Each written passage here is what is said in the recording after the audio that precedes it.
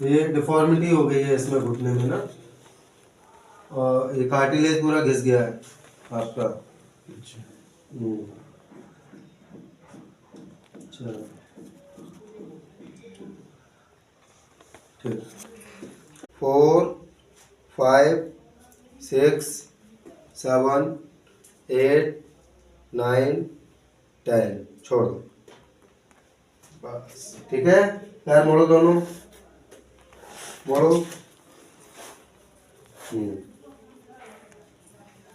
यहाँ बीच में कोई तकिया लेनी है, ठीक है। जैसे तकिया होती है, तकिए को ऐसे मोड़ लेना, जैसे ये तकिया है इसको मोड़ लेना और यहाँ बीच में रखना है।